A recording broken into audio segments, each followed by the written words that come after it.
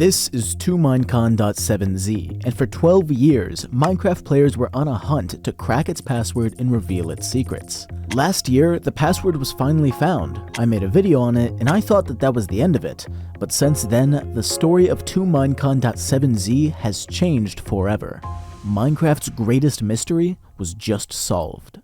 Alright, you might be thinking, if the password was found last year, how was the mystery just solved? And that's a good question, but the history of tominecon is pretty crazy, so let's do a quick recap. tominecon was found way back in February 2012 by Mr. Arroyo on the Minecraft forum, and it caught everyone's attention. A secret file about Minecon locked behind a password? Who wouldn't be interested? So, for the next 10 years, off and on, players tried their absolute best to crack the code, with no luck, until May 2022, when out of nowhere, a man called Danny Dorito swooped in to save the day by cracking the password once and for all. The spice must flow.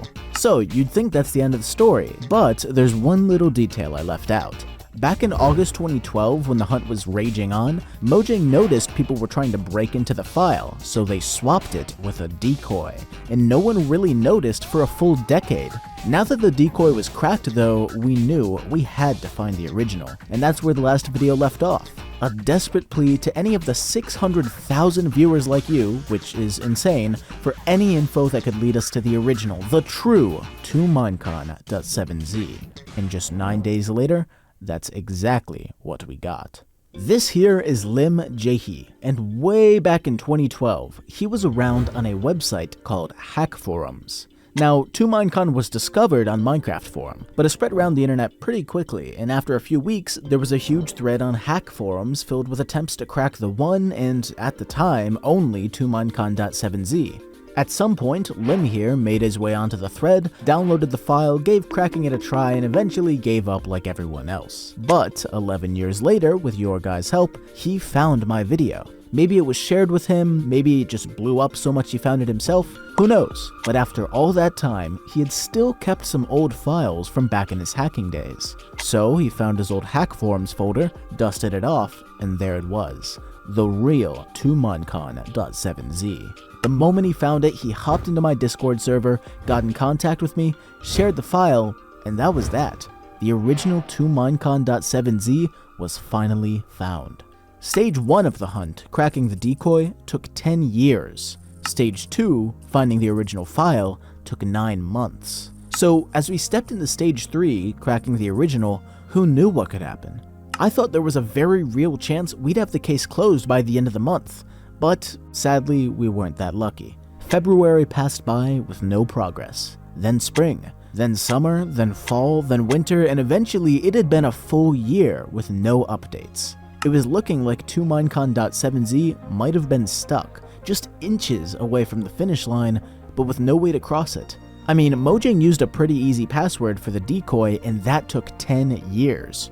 With a real password, we could be chasing this code until the sun explodes. So, for me, that's where my hunt ended. We might not have gotten into the real thing, but at least we found it and had a great time along the journey. I was satisfied, but someone else was not. This is Retro Gaming Now. You might know him because he's a YouTuber that's made a lot of great videos on Minecraft ARGs, lore, and other creepy stories from around the internet, and he's made a pretty big name for himself doing it. So, 2 weeks ago, I was very surprised to see this message in my Discord. He had apparently mentioned me in a video, which was pretty cool. But the reason why is because RGN did his own deep dive into tominecon.7z and brought the story to a huge new audience. This is exactly what we needed.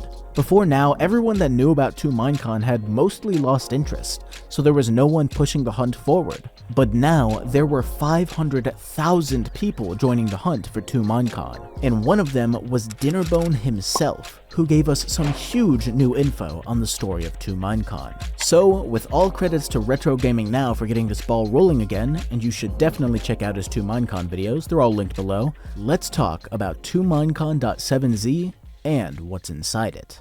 Now, Dinnerbone didn't give us any info on the password itself. That was one of his rules, but he did give us some really big info about its contents and its creation, including an answer to my biggest question from the first video: why? Why make tominecon? Why upload it publicly? And why make a decoy if it was just Minecraft 1.0, which had already been out for months by the time players found the file? And there's a lot to cover here, so let's go one by one. Why was tominecon.7z created in the first place? Well, according to Dinnerbone, tominecon.7z was, in fact, Minecraft 1.0, like we thought. Notch, Jeb, and Dinnerbone have now all confirmed that, and they're basically the holy trinity of Mojang, so if they're wrong, I don't know who could possibly be right. But it's also not just the release version of 1.0. Dinnerbone was nice enough to send a picture of the first folder, and everything here matches up with the official 1.0 files up until .minecraft. Something in here is slightly different, but we'll get back to that later. For now, all you need to know is that it was Minecraft 1.0, and it was brought to Minecon 2011 by a few Mojang employees. For example, Dinnerbone, who used it to update Bucket live during the Bucket panel. Nothing too crazy. So, how did the file get to the public? Honestly, it seems like Dinnerbone is just as confused on that as all of us. He doesn't know who made it, who uploaded it, just that someone somewhere along the line messed up and accidentally uploaded it to a public list of files on Minecraft.net. And I doubt they're gonna own up to it after 13 years, so that's that, I guess. And now, the burning question, the one that I've really been curious about. Why make a decoy? I mean, Notch, Jeb, Molstam, and Dinnerbone have all said that the file was just Minecraft 1.0. Nothing sensitive. So why even bother? Well, Dinnerbone explains exactly why the decoy was made and why the password wasn't given out. We don't care about the contents at all. The password was the thing we were worried about, as it was reused for something else at the time. It's long since been changed and was never anything important, but that's how things are. So, even though tominecon.7z was safe to play with from the start, its password was actually private because they were using it for something else. Nowadays, the password is completely harmless, but Dinnerbone made it very clear that he wasn't going to give it out, partially because that's no fun, and partially because we don't really have a right to the password, harmless or not.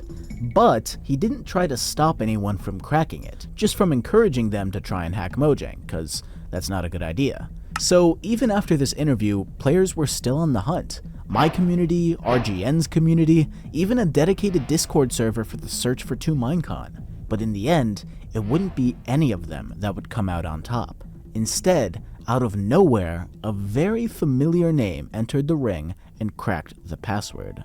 His name is Doge. If you've been on the channel for a long time, you might know Doge. Way back in 2020 and 2021, he was in a ton of my videos about rare Minecraft accounts, because he's owned hundreds of them. But a while ago, he left the account community like me and was just living his life until a few days ago. With all the cape news and drama we've had over the last few weeks, he decided to pop his head back in for a second, join the fan club Discord where the capes were originally found, and noticed people were talking about a little something called tominecon, a locked Minecraft file that was lost for a decade and no one had cracked.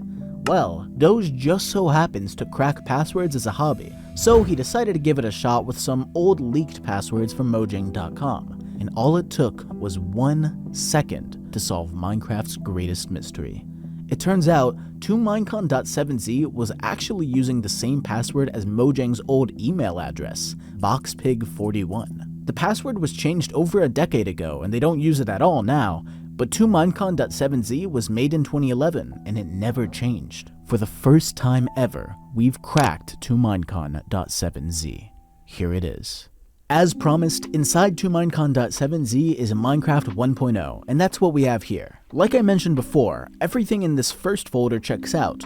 We've got the 1.0 server files, a Minecraft launcher from February 23rd, 2011, 2 Java installers, and a batch file that would launch all the installers. But inside .minecraft is where things get a little funky. As far as Minecraft 1.0 goes, every single file here is the same, except for Minecraft.jar. And if you do a little digging, you find the single difference between Minecraft 1.0 and tominecon 1.0, the number 16.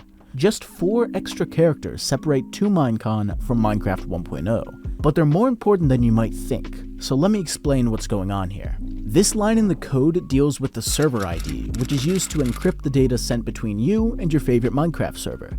But in tominecon.7z, it never adds the 16 to the end of the code, so it interprets the server ID as decimal, which looks like this, instead of hexadecimal, which looks like this. Now, that's a problem. The server files send their ID in hexadecimal, as they should, and that's what every other version of Minecraft uses. So what happens when Minecraft only takes decimal? Well, it could error, or it could cut the letters out and only accept the numbers. Either way, that would break the encryption between you and your server, meaning all the data sent between you is open to be stolen. That could mean passwords, private messages, coordinates, player data, and a whole lot more you don't want exposed to the average Joe, all free for the taking. So instead of risking a total catastrophe, Minecraft completely disables multiplayer. That's what Minecraft 1.0 fixed, and that's why tominecon.7z wasn't released. Just one little number that could cause complete and utter chaos. And isn't that kinda fitting? tominecon.7z is just a tiny little file, one of literally millions of Minecraft files floating around the internet. And yet, us goofballs have spent over a decade trying to crack it, realizing we had a fake, finding the original and cracking that one, not to mention all the videos that I and RGN made about it and the thousands of viewers like you that joined the search before we finally got to the end of the hunt. But now that we have, man, it feels good. Minecraft's greatest mystery was just solved, and we couldn't have done it without you. Thanks for watching, and have a good one. Peace, peace.